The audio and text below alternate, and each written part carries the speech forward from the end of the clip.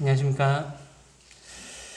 오늘은 서로 사랑하자라는 제목으로 말씀을 좀 나누면 좋겠다라는 생각을 해보게 되었습니다. 최근에 이제 말씀을 대명동교회가 뭐가 필요할까 지금 시점에 그런 생각을 하면서 말씀을 준비를 하고 있는데요. 그래서 지지난번에는 이제 모이기에 힘쓰자, 우리 모임에 필요한 부분이겠다 생각을 했었고, 그 다음 지난번에는 이제 천고영비라는 제목으로 해서 말씀에 우리가 좀 더 가까이 해야겠다라는 생각을 했었습니다. 그래서 또 우리에게 또 뭐가 필요할까라는 생각을 하던 중에 서로 사랑하자, 모임 안에, 교회 안에 서로 사랑하는 것이 필요하겠다라는 생각이 들어서 그 제목으로 말씀을 나누면 좋을 것 같습니다. 오늘 무슨 날인 줄 아시나요? 10월 9일 한글날입니다. 이제 한글날이 공휴일이 되면서 내일 또 이제 쉬게 돼서 직장 다니는 입장에서는 굉장히 세종대왕님이 감사합니다. 한글을 만드신 것뿐만 아니라. 그래서 오늘은 이제 576돌 되는 한글날이고요. 우리가 잘 아는 것처럼 이제 한글날은 세종대왕님이 이제 훈민정음인 이제 한글을 창제해서 세상에 펴낸 것을 기념하는 날이 오늘의 한글날입니다. 이제 한글의 탄생의 배경에 대해서 이렇게 역사를 이렇게 배워보면 항상 얘기하는 게 세종대왕의 예민정신, 백성들을 사랑하고 불쌍히 여기는 그 마음에 대해서 이제 같이 많이 얘기를 합니다.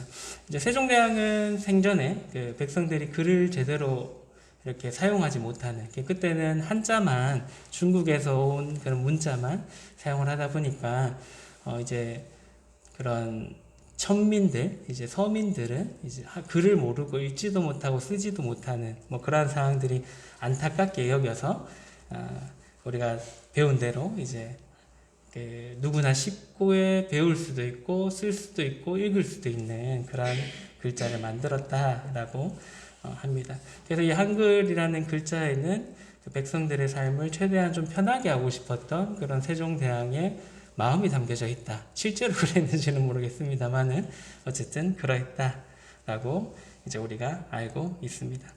이제 세종대왕이 뭐 우리가 역사를 배울 때 이제 이 한글을 만드는 과정에서 자기의 좀 몸이 원래 약했다라고는 합니다만은 어쨌든 눈이 시력을 점점 잃어가면서까지도 이 일들을 이제 마무리했다라고 이제 배웠습니다. 그만큼 이제 어떻게 보면 백성들을 사랑했던 왕, 백성들의 좀 잘 더 편하게 살기를 바랬던 그런 마음을 가졌던 왕이다라고 생각을 해볼 수 있겠습니다. 이렇듯이 이제 사랑은 헌신과 희생이 필요합니다. 그리고 섬김도 필요하게 되고요. 세종대왕이 백성들을 사랑했기 때문에 그런 자신의 시력을 잃어가면서까지도 이런 글자를 만들었던 그런 사랑을 가졌던 것처럼 우리도 이제 사랑하자라고 하면은 이런 당연히 헌신과 희생과 섬김이 따라올 필요가 있다라는 것입니다. 근데 우리는 일반적으로 사랑하자라고 하면 상대방의 헌신과 희생과 섬김을 바라기만 할 때가 많이 있는 것 같습니다. 그래서 오늘은 이제 사랑의 본이 되시는 주님의 모습을 좀 살펴보고요. 우리도 그분의 본대로 서로 사랑하는 또 섬기는 그러한 사람들, 그런 성도님들이 되시면 좋을 것 같습니다. 본문 말씀 요한복음 13장 1절에서 11절까지의 말씀입니다. 잘 아는 말씀이신데요. 먼저 한번 기니까요. 교독해서 읽어보면 좋을 것 같습니다. 제가 먼저 1절 읽고 성도님들이 2절 읽고 해서 11절까지 교독해서 읽도록 하겠습니다. 1절입니다. 13장 1절입니다. 6월절 전에 예수께서 자기가 세상을 떠나 아버지께로 돌아가실 때가 이른 줄 아시고 세상에 있는 자기 사람들을 사랑하실 때 끝까지 사랑하시니라. 마귀가 벌써 시몬의 아들 가룟 유다의 마음에 예수를 팔려는 생각을 넣었더라. 저녁 먹는 중 예수는 아버지께서 모든 것을 자기 손에 맡기신 것과 또 자기가 하나님께로부터 오셨다가 하나님께로 돌아가실 것을 아시고 저녁 잡수시던 자리에서 일어나 겉옷을 벗고 수건을 가져다가 허리에 두르시고 이에 대하여 물을 떠서 제자들의 발을 씻으시고 그 두르신 수건으로 닦기를 시작하여 시몬 베드로에게 이르시되 베드로가 이르되 주여 주께서 내 발을 씻으시나이까. 예수께서 대답하여 이르시되 내가 하는 것을 내가 지금 알지 못하나 이후에는 알리라. 베드로가 이르되 내 발을 절대로 씻지 못하시리라. 예수께서 대답하시되 내가 너를 씻어주지 아니하면 내가 나와 상관이 없느니라. 시몬 베드로가 이르되 주여 내 발뿐 아니라 손과 머리도 씻어주옵소서. 예수께서 이르시되 이미 목욕한 자는 발밖에 씻을 필요가 없느니라. 온몸이 깨끗하니라. 너희가 깨끗하나 다는 아니니라 하시니 이는 자기를 팔 자가 누구인지 아심이라. 그러므로 다는 깨끗하지 아니하다 하시니라. 이 말씀은 우리가 잘 아는 것처럼 그 예수님께서 제자들의 발을 씻기는 그러한 장면의 말씀입니다. 13장 4절의 말씀에 보시면 저녁 잡수시던 자리에서 일어나 겉옷을 벗고 수건을 가져다가 허리에 두르시고 라고 이제 기록되어져 있습니다. 예수님께서는 저녁 잡수시던 그 자리에서 갑자기 일어나셔가지고 겉옷을 이렇게 벗으시더니 수건을 이렇게 허리에 두르셨다라고 기록되어져 있습니다. 이때 이제 제자들은 무슨 생각을 했을까요? 갑자기 왜 저러시지? 밥 드시다 마시고 저 뭐 하시는 거지? 라는 좀 의아해하는 표정으로 아마 쳐다봤지 않겠나라는 생각을 해보게 됩니다. 그러고 난 뒤에 이제 13장 5절에 이어서 보시면 이에 대하여 물을 떠서 제자들의 발을 씻으시고 그 두르신 수건으로 닦기를 시작하여. 그런 후에 이제 예수님께서 대하에 물을 이렇게 떠 오시더니 제자들의 발을 한 명씩 이제 씻기기 시작을 했습니다. 그래서 제자들이 이런 상황들이 많이 이렇게 당황스러웠을 거다라고 생각을 해보게 됩니다. 요 뒤에 나오는 장면이 이제 베드로가 절대 제 발을 씻길 수 없습니다. 라고 했는데 이제 예수님께서 이 발을 안 씻게 하면 너랑 나랑 상관없다라고 하니까 어쩔 수 없이 이제 자기의 발을 맡기는 장면이 나오는 것처럼 아마 대부분의 제자들의 마음이 왜 예수님께서 이러시지? 왜 내 발을 씻기시지? 라는 생각들을 했을 겁니다. 왜 그럴까요? 유대인의 문화에서는 이제 이 발을 씻긴다라는 그 일을 하는 사람들이 누군가요? 종들입니다.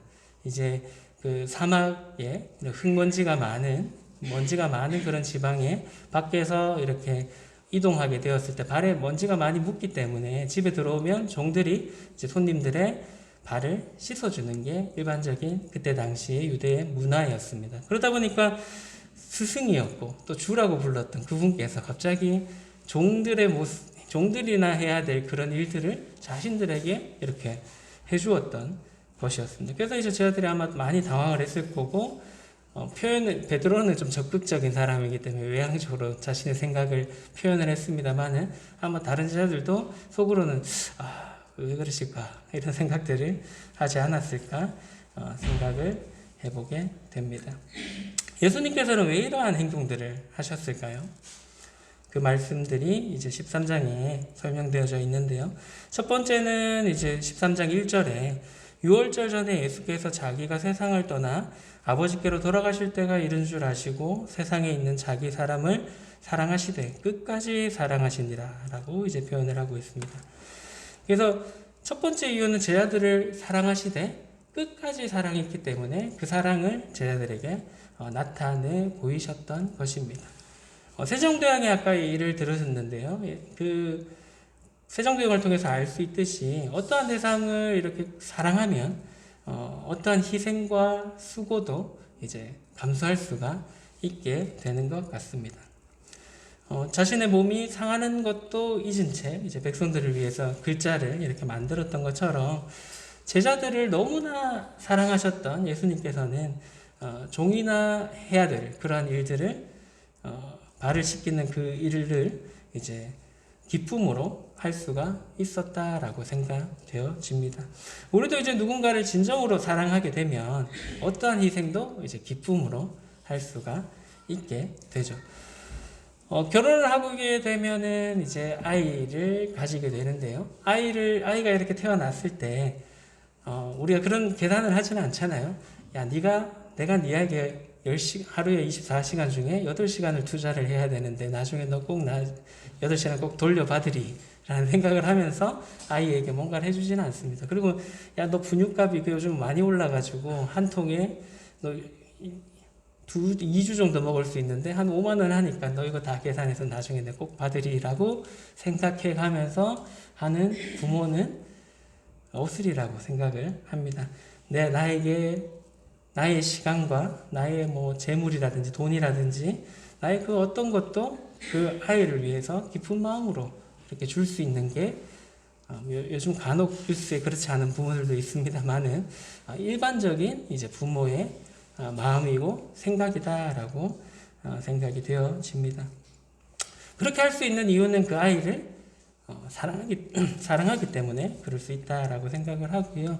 예수님도 제자들을 그렇게 사랑했기 때문에 모든 것을 기꺼이 이렇게 주실 수가 있었던 것입니다. 종처럼 발을 씻기시기도 했고요. 그 제자들을 위해서 또 무엇을 하셨나요? 동일 우리를 위해서도 하셨죠. 십자가에서 자기 목숨을 내어놓기까지 모든 것을 기꺼이 내어놓고 희생하기까지 제자들을 사랑하셨던 것입니다. 그렇기 때문에 이제 예수님께서 이 발 씻기는 것 정도는 나의 사랑하는 그 큰 마음 중에서 아주 작은 일이었지 않겠나라는 생각들을 해보게 되고요. 우리도 이제 이러한 사랑을 서로 할 필요가 있다라고 생각이 되어집니다. 사랑의 사도인 요한은 이렇게 말씀을 하고 있습니다. 요한일서 4장 10절에서 12절까지의 말씀인데요. 사랑은 여기 있으니 우리가 하나님을 사랑한 것이 아니요 하나님이 우리를 사랑하사 우리 죄를 속하기 위하여 화목제물로 그 아들을 보내셨습니다. 사랑하는 자들아 하나님이 이같이 우리를 사랑하셨은즉 우리도 서로 사랑하는 것이 마땅하도다. 어느 때나 하나님을 본 사람이 없으되 만일 우리가 서로 사랑하면 하나님이 우리 안에 거하시고 그의 사랑이 우리 안에 온전히 이루어지느니라. 우리가 이제 스스로 사랑할 힘이 있다면은 사랑할 수 있는 능력이 있다라면은 이 세상은 아마 사랑이 넘치는 그러한 세상이 되지 않을까 생각이 됩니다.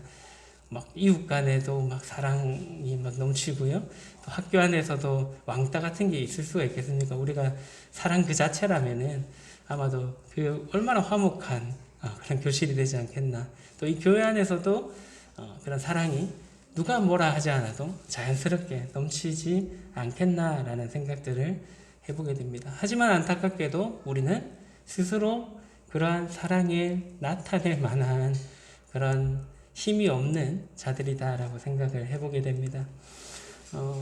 우리가 이 사랑을 나타낼 수 있는 그 원동력은 앞에 나온 요한일서에 나오는 말씀처럼 하나님께로부터 그 큰 사랑을 받았기 때문에 우리가 그 사랑을 이렇게 나타내는 것 뿐이다라는 것입니다. 저번에도 이제 말씀드렸던 것처럼 우리는 스스로 빛을 발할 수 없는 사람들입니다.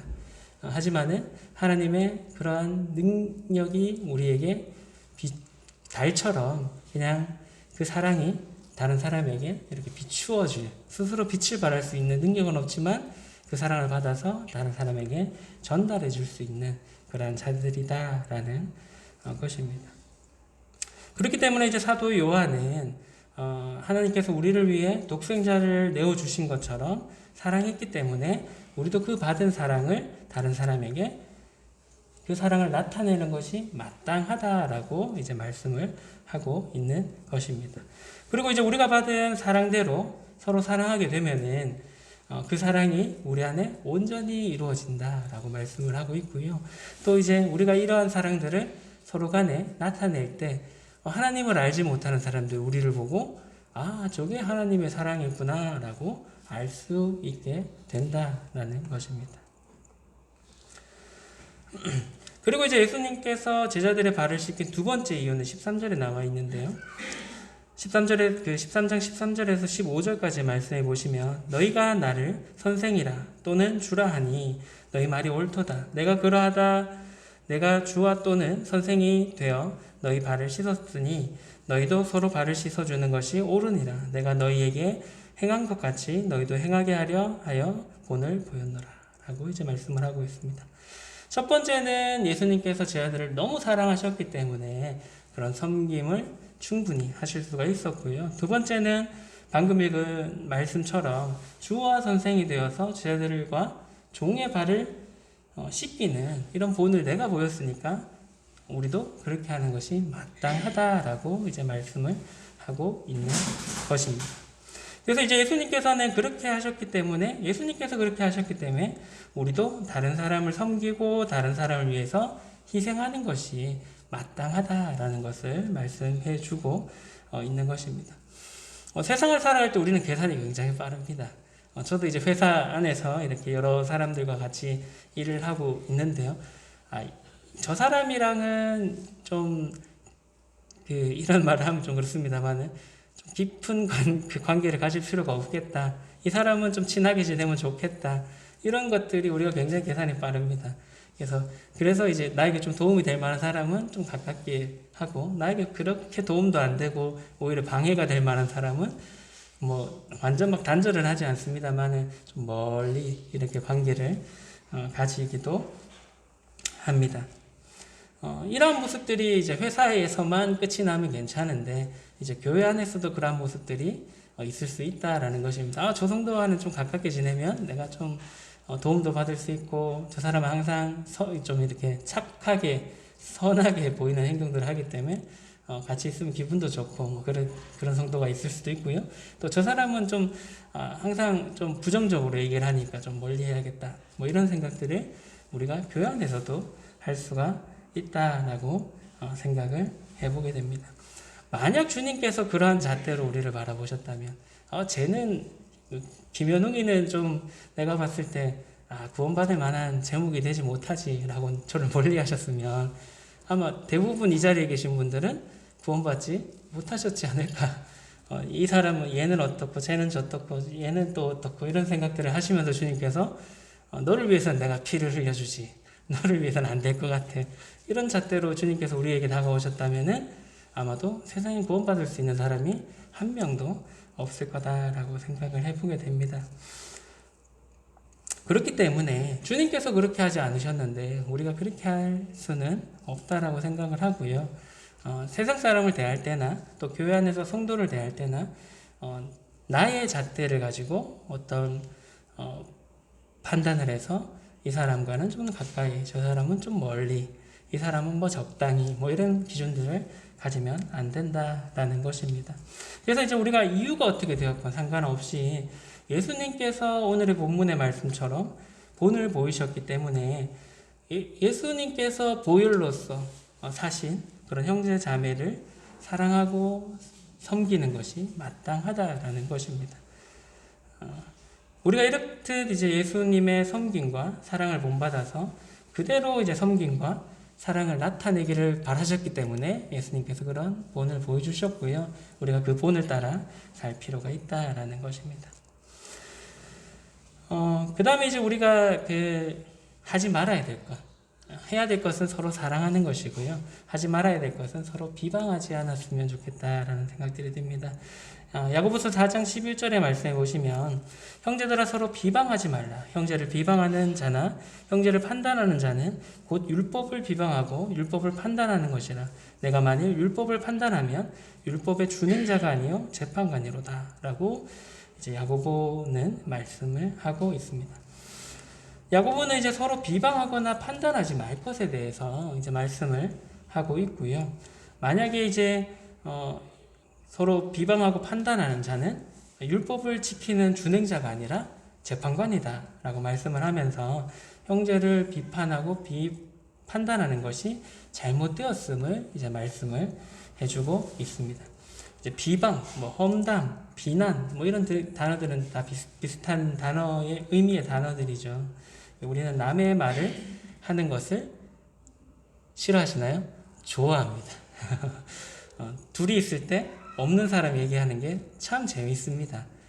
그리고 나름의 이제 스트레스도 좀 풀리는 것 같은 그런 느낌도 들 때가 있고요. 우리는 그러한 것들을 남 얘기하는 것을 굉장히 안타깝게도 좋아합니다. 그래서 이제 우리는 어떻게 얘기하나요? 둘이 있을 때, 제3자 얘기를 할 때, 야야야야, 다른 사람한테 절대 얘기하지 마, 너한테만 얘기하는 거야 라고 항상 시작을 하죠. 그러면서 이제 있는 말 없는 말 뭐 이렇게 막 이렇게 얘기를 합니다. 그럼 그 얘기를 들은 사람은 또 다른 사람한테 가서 어떻게 하나요? 야야야, 너 다른 사람한테 절대 얘기하지 마.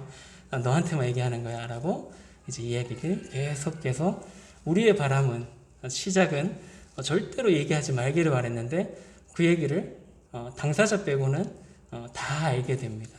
근데 이제 우리가 이러한 얘기들을 할 때 조심해야 될 것이, 그런 얘기들을 하면은 당사자가 없는 상황에서 그 사람에 대해서 이야기를 할 때 있는 그대로만 얘기하면 참 다행인데, 거기에 내 생각 플러스 1이 항상 됩니다. 그러면은 두 번째, 세 번째, 네 번째, 다섯 번째 지나서 나중에 흘러서 당사자가 들을 때는 원래 있던 1 플러스 거친 만큼의 이야기들이 더 이렇게 붙여져 가지고 들리게 되고요. 그러면 이제 처음 시작했던 그 사람과 당사자는 나중에 그 얘기를 듣게 되면 저 사람은 없던 얘기까지 지어내네 라는 이상한 관계가 되어져 버릴 수가 있습니다. 그래서 우리는 이제 제일 지혜로운 방법은 당사자가 없을 때는 그 얘기를 안 하는 것이 가장 좋다라고 생각을 하고요. 그런 이야기들을 멈출 필요가 있습니다. 물론 이제 그 사람에 대해서 뭐 불만이 있어서 이제 푸념처럼 그냥 흘러가는 말로 뭐 할 때도 있겠지만은 이러한 것들이 그렇게 유익한 일은 아니다라는 것들을 기억하시면은 좋을 것 같습니다. 그래서 이제 우리가 뭐 꼭 교회 안에서뿐만 아니라 세상에 속해 있는 뭐 직장에서나 친구들 간에나 뭐 모든 상황 속에서 우리가 이러한 것들을 멈출 필요가 있고요. 특별히 교회 안에서는 다 없는 자리에서 제3자에 대한 이야기들을 하는 것은 덕이 되지 않기 때문에 멈출 필요가 있다라는 것입니다. 이어서 이제 야고보서 4장 12절에서는 야고보는 이렇게 말씀하고 있는데요. 입법자와 재판관은 오직 한 분이시니 능히 구원하기도 하시며 멸하기도 하시느니라. 너는 누구에게 이웃을 판단하느냐. 누군가의 잘잘못을 판단할 수 있는 입법자와 재판관은 하나님 뿐이십니다. 우리가 감히 옆에 있는 성도들을 판단하거나 저울질할 수가 없다라는 것입니다. 우리는 다 연약하고요. 허물이 많은 사람들입니다. 내 눈에 차는 사람이 얼마나 있겠습니까? 또 어떤 사람의 잘못을 따지고 비난하기 시작한다면 또한 끝도 없을 거다라고 생각을 해보게 됩니다. 우리가 이러한 이제 다른 사람의 얘기를 하고 싶다라는 생각이 들 때 야고보서 4장 11절과 12절의 말씀을 기억하시면 좋을 것 같다라는 생각이 듭니다. 그래서 우리는 누군가를 비난하거나 판단할 자격이 없는 자라는 것을 기억하시면 좋을 것 같고요. 그렇게 하실 수 있는 분은 오직 하나님 한 분뿐이시다라는 것을 기억하시면 좋을 것 같습니다. 혹 이제 그러한 상황들에 놓여질 때는 많다라고 생각을 합니다. 저 사람 왜 저러지?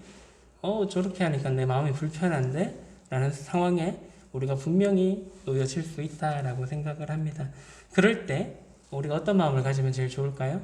첫 번째는 그분을 반면교사 삼아서 나는 저렇게 하지 말아야지. 그 사람을 비난하고 이렇게 비방하거나 판단하기보다는 그래 나는 저렇게 하지 말아야지 라는 마음을 첫 번째로 가지시면 좋을 것 같고요. 그 다음에 하나님께 저 성도가 저렇게 하는데 좀 이렇게 좀 변화되면 좋겠습니다 라는 기도하는 마음을 가지면 좋을 것 같습니다. 혹 잘못된 길로 갔을 때 뭐 이런 얘기를 해주시면 좋을 상황이 된다라면 하면 좋겠지만 대부분은 그러한 이제 상황 속에서 좋은 얘기를 하더라도 좀 삐딱하게 들을 수가 있기 때문에 그러한 상황 속에서 이제 좀 감정들이 좀 올라오게 되면은 오히려 조용히 뒤에서 기도해 주시면 좋겠다라는 생각들이 듭니다. 그래서 우리가 남을 비방하는 것을 그치고 남을 위해서 오히려 기도해 주는 그러한 사람들이 되면 좋겠다라는 생각들이 들고요. 우리가 이제 왜 다른 사람을 비방하고 판단하게 되는지에 대한 부분들도 생각을 해볼 필요가 있는데요. 왜냐하면 우리는 다른 사람을 이렇게 바라보는 어떤 기준이 있기 때문이지 않겠나라는 생각들을 해보게 됩니다. 이제 나의 꼬마 선생님이라는 웹툰, 그 다운 웹툰인데요. 거기에 이제 아이를 이렇게 기르는 과정에서 아이를 통해서 배우는 것에 대해서 이제 그림으로 만화로 이렇게 표현한 그런 웹툰이 있습니다. 그래서 이 마지막 회에 나오는 이야기들인데 공감이 돼서 잠깐 소개를 해드리면 여기 나오는 이야기처럼 아이가 막 태어났을 때 우리는 그 아이에 대해서 어떠한 욕심도 없습니다. 그죠? 이 아이가 막 나중에 대통령이 꼭 되어야 돼. 아니면 이 아이가 꼭 나중에 의사가 되어야 돼. 그런 생각을 가지는 부모는 없다라고 생각을 합니다. 그냥 단지 숨만 잘 쉬고 밥 잘 먹고 똥 잘 싸고 잠 잘 자면은 그걸로 되죠. 예.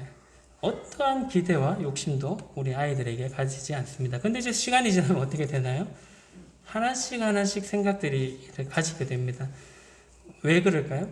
보통은 이때 이 아이가 이렇게 돼야 되는데 라는 기준을 이제 가지기 시작합니다. 보통은 이렇다더라 라는 이제 평균치를 생각하게 되고요. 저도 이제 시안이가 기저귀에 똥을 뗀 지가 지난주에 됐거든요. 좀 늦다. 왜 이렇게 안 되지? 라는 생각들을 하면서 걱정을 좀 했었는데 어쨌든 그거는 이제 그 아이는 자신의 페이스대로 가고 있는데 부모들의 어떻게 보면 욕심이죠. 보통은 이 아이가 이때쯤이면은 한글도 읽어야 되고 숫자도 좀 읽을 줄 알아야 되고 덧셈 뺄셈도 좀 해줄 줄 알아야 되는데 왜 우리 아이는 안 되지? 라는 생각을 하기 시작할 때부터 부모는 걱정을 하게 됩니다. 왜냐하면 일반적인 기준 또 부모의 기준에 아이가 만족하지 못하고 있기 때문에 불평을 가지게 되고 불만을 이제 가지게 되는 것입니다. 하지만 이제 아이가 안 자라고 있나요? 그렇진 않습니다. 아이는 언제나 자라가고 있고요. 자신의 속도에 맞춰서 쉬지 않고 조금씩 보이진 않지만은 우리가 때로는 느끼지 못할 때도 있지만은 자라가고 있다라는 것입니다.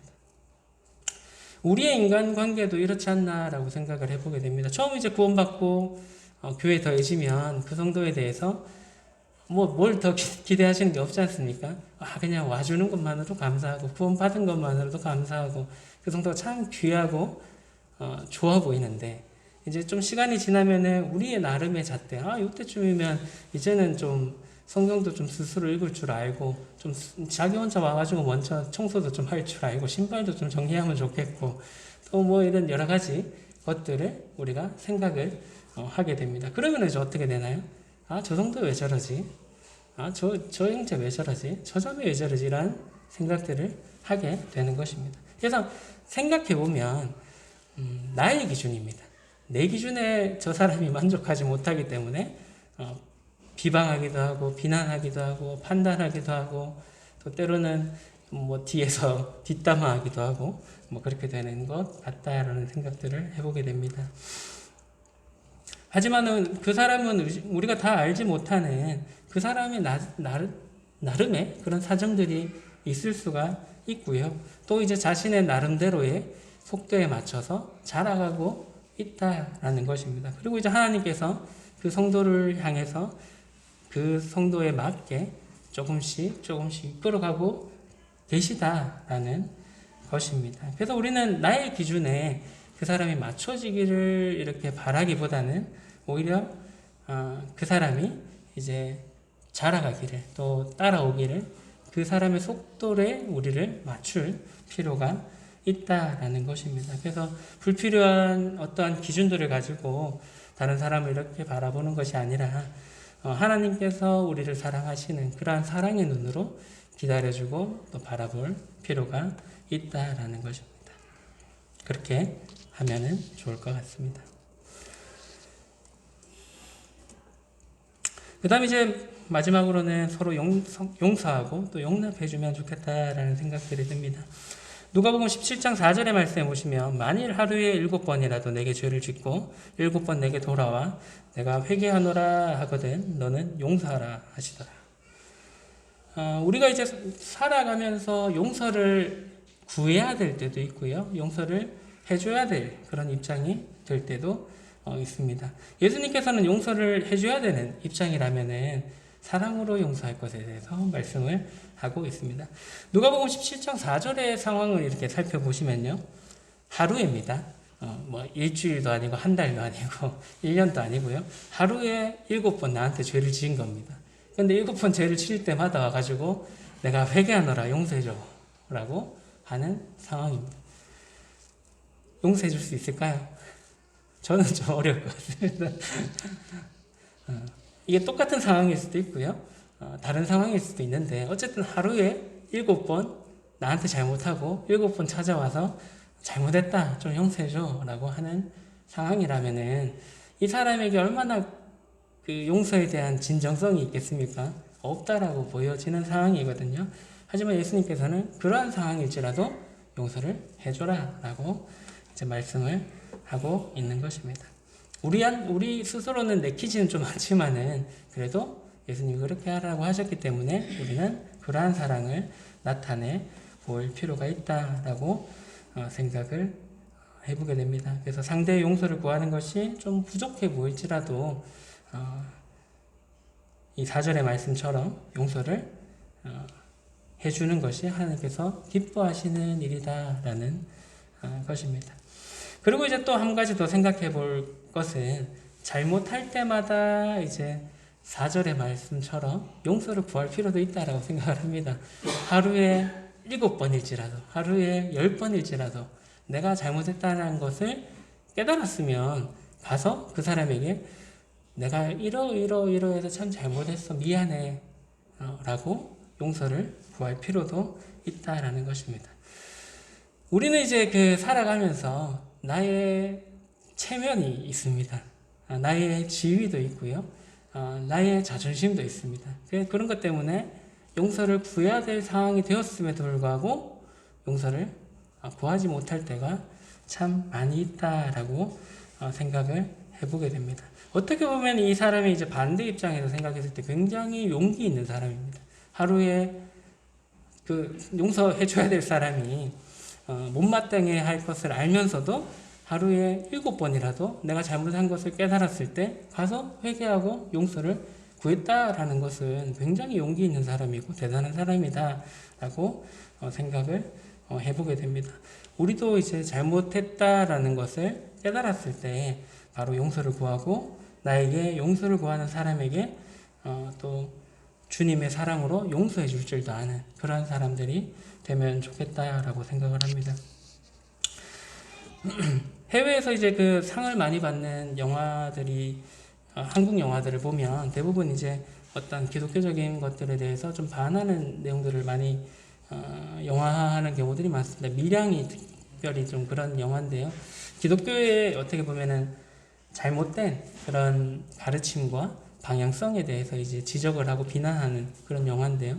하나님한테 모든 것을 용서를 구하면 되죠. 하나님께서 용서를 받는 것이 굉장히 중요합니다. 하지만은 우리가 간과하지 말아야 될 것이 하나님한테 용서를 구해야 됩니다만은 거기에 앞서서 그 잘못한 대상에게 용서를 먼저 구하는 것이 필요하다라는 것입니다. 그것을 비난하는 영화거든요. 사람에게는 용서를 구하지 않고 자신의 아들을 죽였던 사람을 용서해주기 위해서 찾아갔던 그 엄마한테 나는 다 용서받았습니다 하나님께 라고 하니까 그 엄마가 얼마나 미치겠습니까. 미안하다 네 아들을 죽여서 죄송하다라는 말 한마디 듣고 싶어서 갔는데 자기는 이미 다 용서를 하나님께로부터 받았습니다 라고 얘기하는 그 말을 들은 엄마가 이제 얼마나 억장이 무너지겠습니까. 그래서 우리는 용서를 구할 때 그 대상에게도 사람에게 잘못했다라면 사람에게 또 우리의 아이들에게 잘못했다면 아이들에게 그런 용서를 구할 수 있는 그러한 용기가 필요하고요. 그와 더불어서 그런 잘못한 것에 대해서 하나님께 함께 용서를 구할 필요가 있다라는 것입니다. 우리가 그러한 자들이 되면은 좋겠다라는 생각들이 듭니다. 얼마 전에 시아한테 받은 편지인데요. 잘 보이실란가 모르겠는데 아빠 사랑해 저번에 싫다고 해서 미안해요 라고 편지를 써서 줬습니다. 얼마 전에 이제 몇 주 전에 시아가 자기 마음에 안 들었겠죠 제가. 그래서 아빠 싫어 라고 이렇게 얘기를 하길래 그게 친구들한테도 그럴 수 있겠다라는 생각들 들고, 또 아니면은 동생이나 엄마나 할머니한테도 그런 얘기들을 할 수 있겠다라는 생각들이 들어서 시야에 그런 것들은 다른 사람들의 마음을 상하게 할 수 있는 부분이기 때문에 그러면 안 돼라고 이렇게 알려주고 이렇게 안아주고 저는 이제 마무리가 됐습니다. 근데 이제 며칠 뒤에 이제 저는 이제 끝난 상황이라고 생각을 했는데 자기 딴에는 굉장히 미안했나 봐요. 그래서 이제 아빠 싫어라고 했던 게 마음에 좀 많이 남았나 봅니다. 그래서 이제 아빠 사랑해 저번에 싫다고 해서 미안해요라고 이제 편지를 써서 그 유치원에서 만든 뭐 이런 액자 비슷한 거를 같이 이렇게 선물이라고 주더라고요. 이제 편지를 이렇게 받았는데 괜히 이렇게 눈물이 나더라고요. 별거 아닌데 어린아이들은 이런 순수한 마음으로 자기 잘못에 대해서 잘못했다라고 생각하면은 사과하고 용서를 구할 줄을 압니다. 근데 우리는 이제 아이들처럼 왜 못할까요? 우리의 자존심 때문에 그렇게 하지 못할 때가 있다라고 생각을 합니다. 그래서 우리도 이런 순수한 아이들처럼 나의 자존심을 내려놓고 하나님께서 기뻐하시는 그런 용서를 구하고 또 용납을 해줄 수 있는 그러한 자들이 되면 좋겠다라는 생각들이 듭니다. 그것이 바로 하나님께서 바라시는 그리스도인의 모습이 아닐까라고 생각을 해보게 됩니다. 누가복음 6장 35절의 말씀해 보시면 오직 너희는 원수를 사랑하고 선대하며 아무것도 바라지 말고 구워주라. 그리하면 너희 상이 클 것이요 또 지극히 높으신 이의 아들이 되리니 그는 은혜를 모르는 자와 악한 자에게도 인자하시니라. 예수님께서는 이제 더 나아가서 원수도 사랑하라라고 말씀을 하고 계십니다. 어려운 일입니다. 그렇게 해야 되는 이유에 대해서는 우리의 아버지신 하나님께서도 은혜를 모르는 자와 악한 자에게 인자하셨기 때문에 너희도 그렇게 해야 된다라고 말씀을 하고 계십니다. 그리고 이제 더불어서 우리가 원수를 사랑하고 선대하는 것을 하나님께서 기억하실 뿐만 아니라 상을 주실 거다라고, 그렇기 때문에 너희는 그렇게 해야 된다라고 이제 말씀을 하고 있으신 것입니다. 대명동교회가 이제 예수 그리스도의 사랑과 섬김의 본을 따르는 교회가 되면 좋을 것 같고요. 그리고 서로 비방하는 것이 아니라 서로 용납하고 용서해주는 그런 서로 사랑하는 교회가 되면 좋겠다라고 생각을 합니다. 그래서 원수도 사랑하실 수 있으면 좋겠습니다만 교회 안에는 원수는 없잖아요. 네. 그래서 원수를 사랑한 것까지는 아니더라도 최소한 주님의 그런 보혈로 사신 그런 하나된 형제 자매들 간에 서로 사랑하는 그런 교회가 되면 좋겠다라는 생각들이 듭니다. 마지막으로 말씀 한 구절 읽고 마치도록 하겠습니다. 요한일서 4장 20절에서 21절 말씀인데요. 누구든지 하나님을 사랑하노라 하고 그 형제를 미워하면 이는 거짓말하는 자니 보는 바 그 형제를 사랑하지 아니하는 자는 보지 못하는 바 하나님을 사랑할 수 없느니라. 우리가 이 계명을 주께 받았나니 하나님을 사랑하는 자는 또한 그 형제를 사랑할지니라. 사도 요한은 하나님을 사랑한다라고 말하면서 형제를 미워하는 자는 거짓말하는 사람이다 라고 말씀하고 있습니다. 왜냐하면 보이는 하나님께서 선택한 그런 형제 자매들도 사랑하지 못하면서 어떻게 감히 보이지 않는 하나님을 사랑할 수 있겠냐라고 말씀을 하고 있는 것입니다. 우리는 이제 먼저 우리가 하나님께 받은 사랑으로 옆에 있는 형제 자매들을 먼저 사랑할 수 있으면 좋겠다라는 생각들을 해보게 됩니다. 그럴 때에 그러한 우리의 모습들 가운데서 하나님을 알지 못하는 사람들이 우리의 모습들을 보고 이 세상에서 볼 수 없는 모습들이네. 요즘에 참 이기적이고 자기중심적이고 그런 세상 속에서 어떻게 저렇게 서로 사랑하면서 살 수가 있지라는 그러한 모습들을 보면서 하나님을 믿는 사람들이 그렇구나. 하나님을 믿는 사람들은 다르구나. 하나님의 사랑이 저런 것이구나 라는 것을 깨달을 수가 있게 된다라는 것입니다. 그래서 우리가 더욱 사랑하고 또 더욱 섬기면서 그러한 것들을 통해서 하나님을 알지 못하는 사람들이 우리의 모습을 통해서 하나님의 사랑을 깨달을 수 있으면 좋겠다라는 생각들이 듭니다. 날씨가 점점 추워지고 있는데요. 오늘 아침에 좀 비가 이렇게 내리던데 비가 그치면 더 추워지지 않겠나라는 생각들을 하는데 우리가 서로 이런 추운 날씨 속에서 더욱 뜨겁게 이렇게 사랑을 하면 좋겠다라는 생각들이 들었습니다. 그래서 이런 추위도 이겨낼 수 있는 그러한 사랑의 열기가 이 교회 안에 넘치면 좋을 것 같고요. 그래서 그런 열기들이 흘러 넘쳐서 우리 주변에 있는 사람들, 하나님을 알지 못하는 사람들에게까지 미칠 수 있으면은 좋을 것 같습니다. 그래서 우리를 통해서 하나님의 사랑과 하나님의 진리의 복음이 자연스럽게 이렇게 전해질 수 있어서 주님 오시기 임박한 이러한 시대를 살아가는 이때에 우리를 통해서 한 영혼이라도 하나님께로 돌아오는 그러한 일을 해내는 그런 대명동 교회가 되면 좋을 것 같습니다. 서로 사랑합시다. 사랑합니다. 기도하고 마치도록 하겠습니다. 하나님 주님 감사를 드립니다. 저희들을 먼저 큰 사랑으로 사랑하여 주심에 감사를 드립니다.